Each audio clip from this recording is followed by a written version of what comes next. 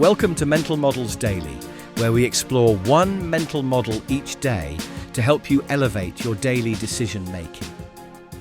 Today, we're examining a powerful concept in economics and business strategy, lock-in, which explains how early decisions can create self-reinforcing patterns that become increasingly difficult to change over time.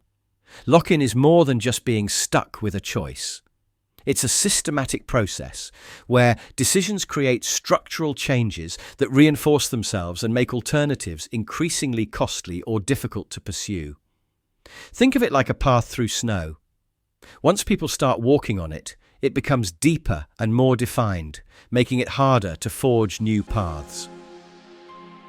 A fascinating historical example comes from the QWERTY keyboard layout. In the 1870s, this layout was designed to prevent typewriter keys from jamming by placing commonly used letters far apart. Even after mechanical typewriters became obsolete, the QWERTY layout persisted because of lock-in effects. Millions of people had learned to type on QWERTY keyboards, and the costs of switching to a more efficient layout, like Dvorak, became prohibitively high. This demonstrates how an initially practical solution can become locked in even when better alternatives emerge. In the modern business world, Apple provides an illuminating example of strategic lock-in. Through their ecosystem of devices, apps, and services, they've created multiple layers of lock-in effects. Users who invest in iOS apps can't transfer them to Android.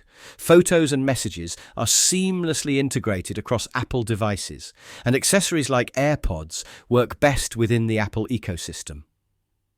This creates what economists call switching costs, both technical and emotional barriers that make it increasingly difficult for customers to switch to competitors. So how can we apply lock-in thinking in our daily lives? First, practice what I call commitment awareness.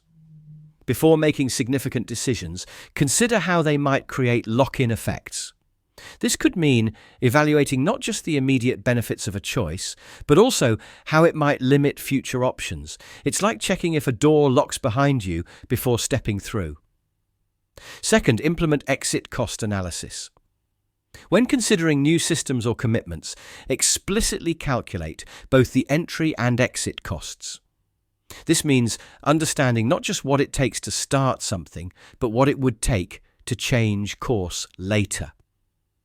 It's like measuring both the cost of buying into a franchise and the cost of selling it. Third, develop what I call flexibility preservation. When possible, design choices and systems that maintain adaptability rather than creating rigid lock-in. This might mean choosing open standards over proprietary ones, or maintaining backup options even when committing to a primary path.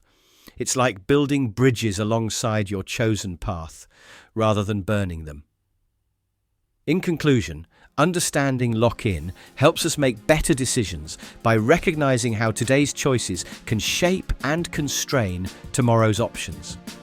By being mindful of lock-in effects, we can better navigate decisions that have long-term implications while maintaining flexibility where it matters most.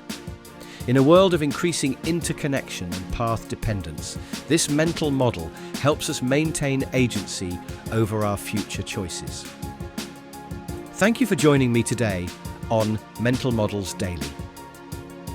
Until next time, may your choices be conscious, your paths be purposeful, and your options remain open. For more mental models, please visit mentalmodelsdaily.com or find us on X or Instagram. Our podcast music was provided by the Podcast Host, Alitu, the podcast maker.